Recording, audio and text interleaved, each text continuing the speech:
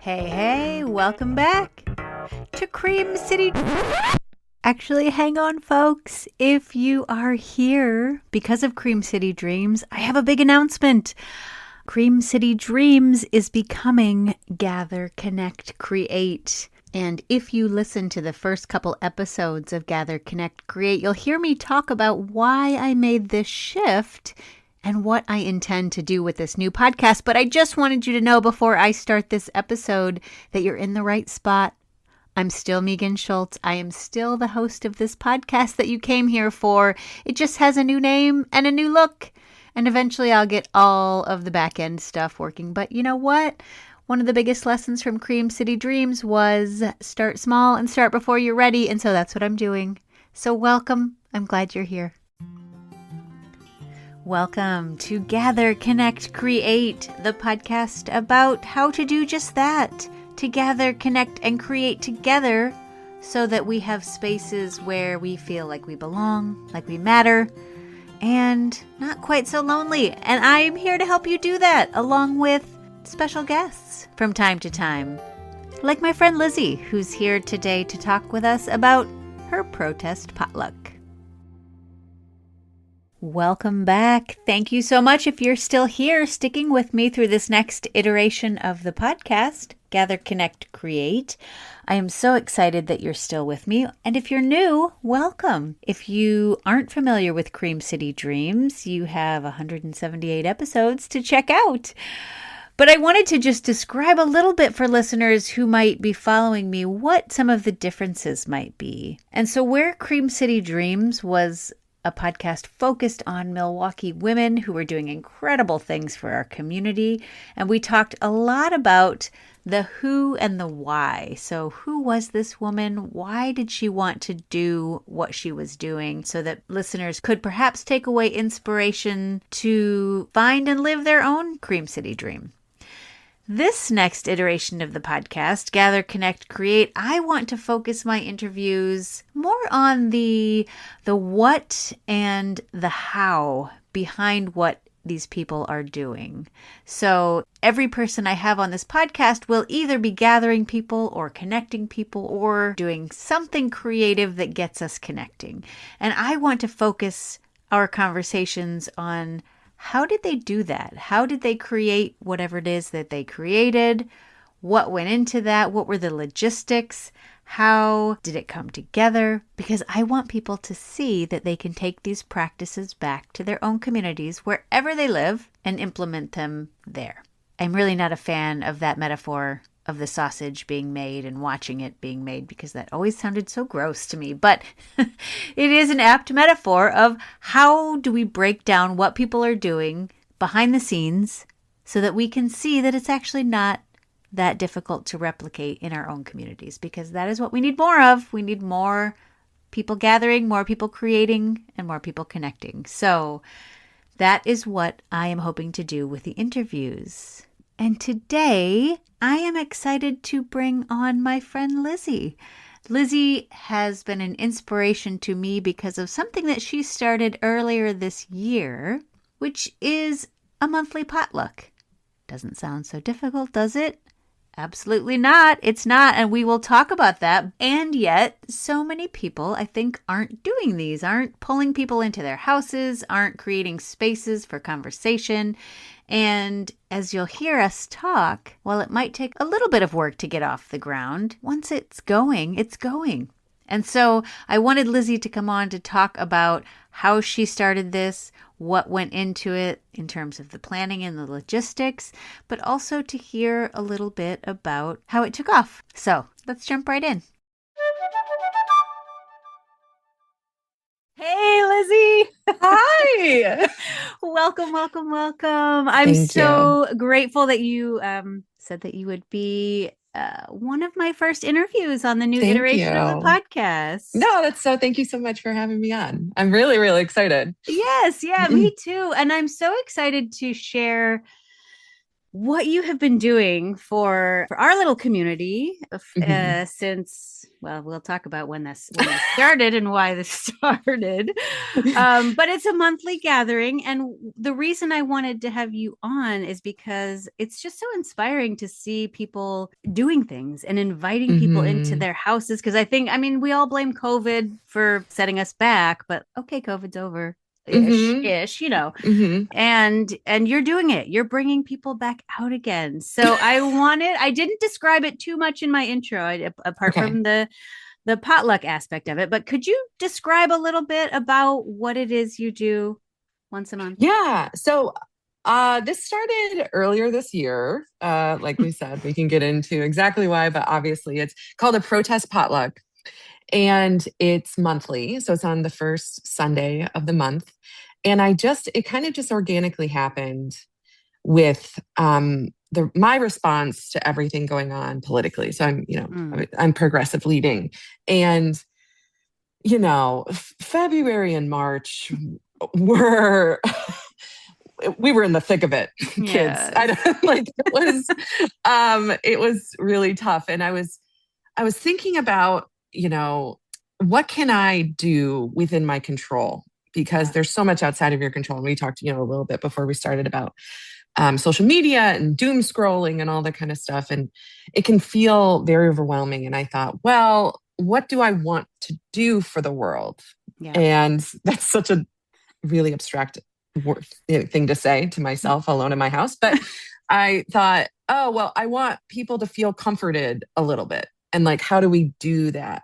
And Yes. so I came up with the idea of like, well, people love good food. People like having a little bit of wine.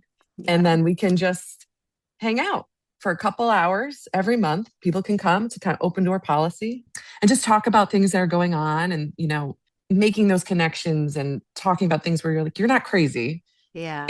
It's Yes. stressful. Yeah. Yes. So that's a little bit of like how it Yeah. started. That's so interesting because in my inbox this morning, and I get quite a few politically leaning Substacks or newsletters, and one of them said that there was a 2024 Harvard report that came out Hmm. that found that 21% of adults in the US feel lonely and 75% report having little to no meaning or purpose. Hmm. And I was like, oh my gosh. And so I feel like what you're doing here is trying to give a little bit of meaning, a little bit of connection so that we close the gap on that. Yeah. I definitely struggle with loneliness too. I mean, like, I think that's a little bit of COVID, like coming out of it. I think it really reset us in different ways. And I think it's vulnerable to put yourself out there to look for connection. It did feel a little bit like I did have a little bit of anxiety inviting people into my, like, if I'm being totally transparent, Yeah, that's like yeah, hosting itself is a little nerve-wracking. But yeah. then it's so funny. It's like if you give into the authenticness of it, and it's not going to be perfect, and you Mm, don't have to control the conversation or anything like that. It's just like it's really every single potluck has been like new and different and interesting for its own way. yeah, So yeah, I saw that Harvard study too, and how it like people really do need connection, like longitudinal studies of how like it actually makes you live longer if you have these deep connections. So yeah, I think it yeah. was like a response to feeling so isolated, especially after the election. Yes, yes, yes, yeah, for sure, for sure. So when as you were thinking about this then back in February, how did Mhm. you decide who would come? Was there helpful to know that there was always going to be, like, I know your sister comes every Mhm. time. Yeah. Is it helpful to do things like this in partnership ish, when you have a guaranteed one person at Yeah, least coming? Larissa made that little poster that we put out so that she can come. She Oh, did great. She contributed. Thank you so much thank you, if she's Larissa. listening to that. um, yeah, I think like it happened really organic. Like it was like this compulsion almost of like, okay, I'm gonna do it, and then I just kind of like texted a bunch of people or email. I don't even know how the first. I must have emailed people that I had people in the neighborhood, and Mm, then and like random, and then it just kind of grew from there and um, I think you learn a lot when you're hosting and you learn about like just the logistics of it's a little bit easier because I use Google Calendar now. And it's a little bit easier if I know kind of the head count of who's going to come because, Right. like, I would like to know if it's going to be 5 or 15 people, that's like a Right. different vibe. But I would say if you were interested in doing something like this, start small. Start with, your friends that and say, hey, I want to host this. And then, like, maybe grow a little bit and a little bit more and a little bit more. It doesn't need to be this like huge thing for it to mean anything. I think I struggle with social anxiety. So sometimes if I'm going to a new place, it's like, I'll go for an hour. I'll go for an hour and I'll see how it is. Yeah. And like giving yourself that out of like, maybe I don't make it a regular thing right now, but I'm going to start something and then Mm. maybe talk to other people's schedules and see what could work. Yeah. But yeah, I kind of just made a decision and like kind of stuck with it. And I think it kind of worked like a Sunday evening. I don't think is like that tough all the time, especially in the colder months. People are like, yeah, I would love to come over for dinner. Yeah, I don't have to cook. Yes, Right, or exactly. a shared meal. Mhm. Absolutely. Yeah. Especially when all the kids come again and then they just run through and go in the basement. Well, you know what? I was going to talk about that because I was going to talk about two things in terms of your guests, because one thing I really appreciate about it is that men and women come. And Hmm. so often, I mean, I'm in a world of like, let's organize women's circles and do women's things. And I'm all about women. And obviously, I had a podcast all about Milwaukee women, but I love that both men and women are coming to this and bringing the kids. And thankfully, you have a Hmm. big basement where the kids can just go, and I have no idea what the hell they're doing down there. Nobody But does. And that's the lovely thing about it. I picked up that TV. I said, go with God. And yes, yes. And like they seem like they're in their own little routine too, which is nice. yes, And yeah. And yet they know what we're doing upstairs, right? They know we're yes. talking about politics. They know we're talking Hmm. about what's happening in the world. They'll walk Hmm. through and get their food. They'll probably hear little snippets of our conversation. Sometimes we have to tone it down as they Sometimes I can't swear as much as I would like to. Right. It's like, right. But I think it's important that kids see that, And I remember there was hmm. one month when my daughter and your nephew, who are almost the same age, a couple of years Hmm. apart maybe, were making protest signs, because Hmm. we were going to go and stand. I can't remember which King's Day or which one of the big protests, and they were making signs. And I think it's really important that there's a role for kids too, even if most of Hmm. the time they're in your basement playing Yeah. Minecraft or whatever they're doing down there. But Right. Right. I think, and not to get too much into my childhood, but that kind of reminds me a little bit of like the civic responsibility that I learned growing up. My mom, she was a displaced person.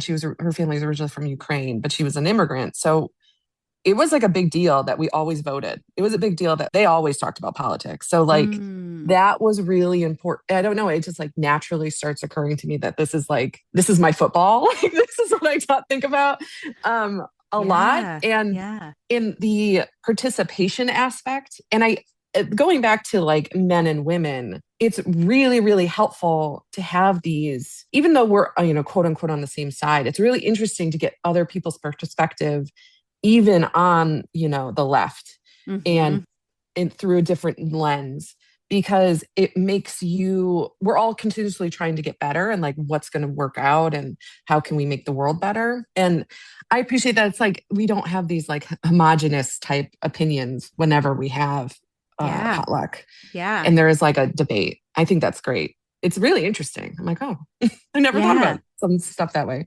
yeah. Well, and talking about that, I was going to ask, when you envisioned these, or as they've grown, now we've had however many of them, 8 or 9, do you plan out what we're going to talk about, or how do you find the conversation That's goes? a good question.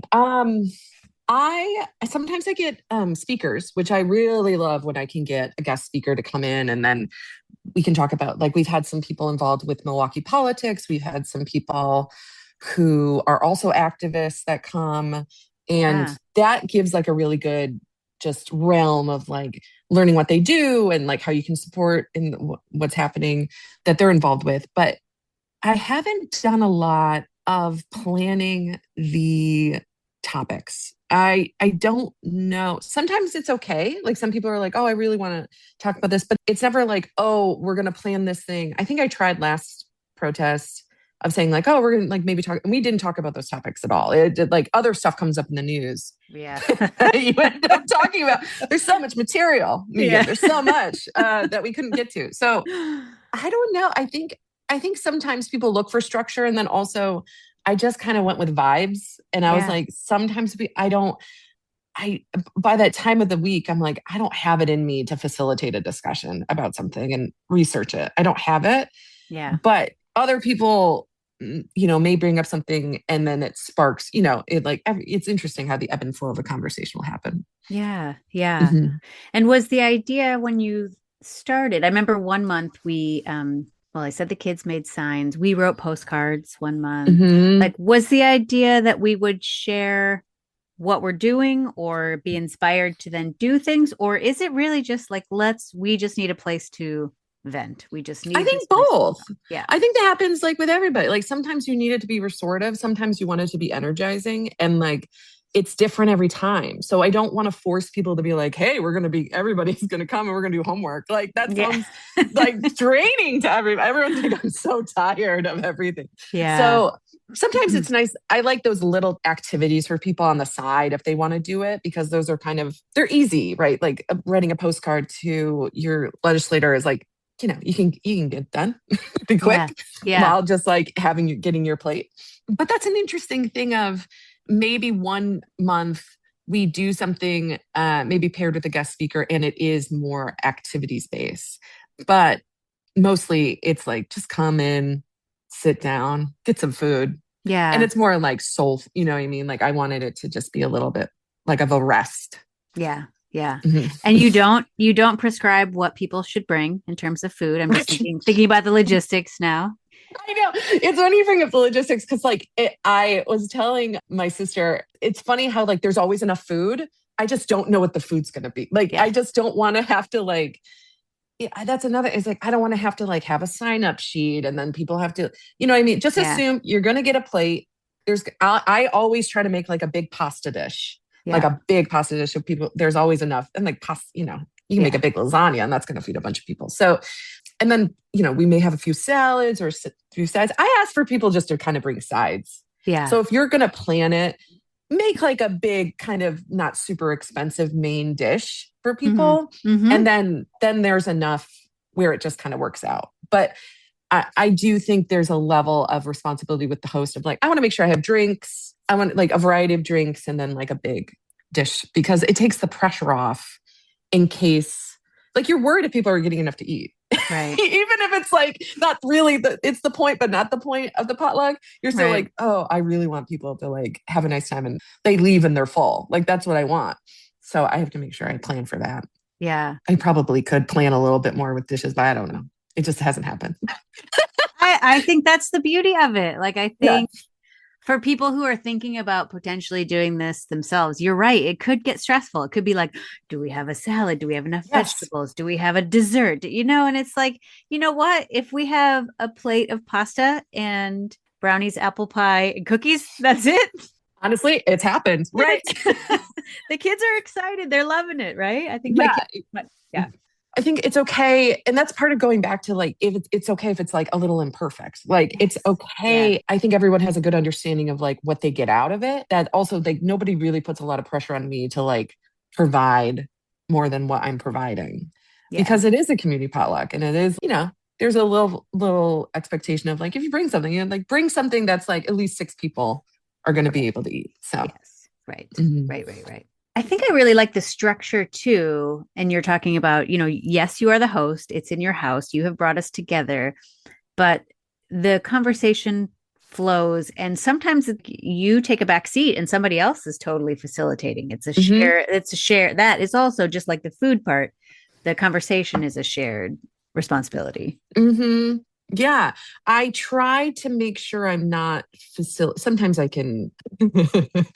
I'm a Virgo. I'm a project manager. I'm a social worker. Like sometimes I'm like, I need to step back and like not facilitate a friend group. You know what I mean? Like I just want people to feel like there's space and a little bit of silence that they're like, this thing's on my mind. I want to bring it up. But if you Mm, don't give people that space, then they may feel like they're like, oh, I can't get a word in. yeah. So I think that's part of it too. Is like everybody knows it's 2 hours. It's not gonna last forever. Yep. And everybody's pretty good listener of like taking turns too. Like it's and that may be dependent on your friend group. So if you're looking to start something like this, I would say it's like I said, easier to start smaller. And the first, I don't know if you remember the first potluck, I kind of went over like the premise of it. And I really wanted to make sure people were doing active listening, at least, right? I'm a social worker. But I was like, we wanted to be respectful. We understand there's a lot of emotions, obviously, when you talk about politics, but I don't want it to be this thing where it gets nasty for some reason because we disagree. Like, that's not the point of it. And I think we just had such a visceral reaction of like the political landscape when it first started that I just was like, hey, just letting you know, we're doing the talking stick. Like, we're going back to Girl Scouts. Yes. Like, and making it a little bit more calmer. And it's honestly been fine. Like I don't think we've ever, the first one was a lot of emotion. I think that was the biggest potluck we've had, but it was like people were really trying to process what happened. Yes. Yeah. Yeah. I think we were all still in shock back Yes. then. Yes. Yeah. Another thing, like you're saying, I think that the knowing that it's 2 hours, knowing that it's the first Sunday of every month, the helpfulness in the consistency of what you're offering to people, I think makes a difference too. Because if it was like, well, I'm going to send out a doodle poll every month to see when we can, like that just sounds like way too much work. Yeah. Especially it's like the first day of the month, it's not dependent on the date. So it's like everybody knows like the general structure of it. And that may be helpful if people are looking into it. I would say that was a big plus in having it's a specific time and it's a particular cadence in the calendar. Yeah, I think that's really helpful. And, like for people listening who might want to do something similar, it doesn't have to be about politics. This just happens to be because we needed that. Right. I was going to say, no, if you, like going back to like the loneliness discussion, if you felt like you needed to get out there or like just feel pulled to get involved with something, like I would say just start small if you want to host it. Or there's a lot of opportunities probably in your city, like Meetup. I've done Meetup a bunch. There's a bunch of different like topics or interests that people all over do. So then it maybe inspire you to do something on your own and facilitate it. But like, it's okay if you're like, I'm just getting out there. I don't know if I want to host the event. Like that's, it feels like a lot of responsibility. I want to go to an event and see how they do it. And then that will help me feel a little bit more confident. Yes. I would say that's fine. That's fine. You just get out of the house. Just get out of the house. I get it. It's a lot. You can do it. But it is a lot sometimes. Yeah. I hear you for sure. Yeah. I'm curious how or whether hosting these potlucks has changed anything in you, or I don't know, is there anything shifted as a result of hosting these, or has it changed your sense of hope or agency or anything? Oh, yeah. I used to, going back to February, March, the whole like, I don't know if you do this, but like you kind of come up with a philosophy of doing something. And I was like stewing, thinking things over. And it became clear to me that like, if you want to see good in the world, you need to be good. If you want to see kindness in the world, you need to be kind. And that doesn't always feel great when you're the one starting it, right? So with hope, I think I've learned that it's more gritty in practice when you're first moving the wheel than it is when you get to watch somebody and be inspired by them. When you're that person that's first starting something, you're like, I don't know how this is going to work out, but like, I feel like I need to do something and I need to like generate hope. It doesn't always feel good, but it will feel good. But it feels uncomfortable at first. And I never really thought about hope that way, that it was more gritty in practice. But then it's always like satisfying, like then you fill your cup up because other people see it. And like, there's some kind of feedback loop. Yes. Yeah. Oh my God, I love that. That's like readable. But I'm not on Twitter or whatever it's called now. I know, me neither. But yeah, I saw someone say they're like, hope is a practice. And I think it is. Like, I think like love is a practice. Like it's not a fleeting feeling. It's, you need to invest in it and be intentional with it. And allow what I'm hearing loud and clear, I think, from this interview is like just doing it and being okay with imperfection, being Yes. okay on those months. The first time, like you said, there was probably 15 of Hmm. us maybe, Yeah. and sometimes there are 5 of us. And to me, like this year for me has been a real resetting of how do I define what success is. And I have a whole episode where I'm Hmm. talking about, like, it's not about numbers. I mean, for Mm-mm. some people, for some things, yes, success is about numbers, but like, it's like if the 5 of us last time had an incredible conversation that left me feeling hopeful and walking into my Hmm. week in a better way, then that was worth it. And Yeah. it didn't matter that there were 5 versus 15. If anything, I think it's made me more intentional with my friendships with the people who are able to make it. And like, it's like, it feels just like comfort. It's just like we're going back to comfort. I was like, it Yeah. just, yeah, and I think that's maybe my level of success is like it filling up your cup a little bit. Like, I'm like, and I try to be flexible with like, yeah, we're going to have 5 people, we're going to have 10 people. People have busy lives and like it's okay. Like it's okay if you can't. Like I get texts, they're like, "I'm so sorry, I can't make." I'm like, "We'll catch you next time." Yeah. Not a big deal. Yeah. Open door. I'm not worried. I'm not worried you're Yeah. not dedicated to the cause. Yeah. Or it's not saying anything about how you feel about me, or, like No, that's in my, no, yeah. not a big deal.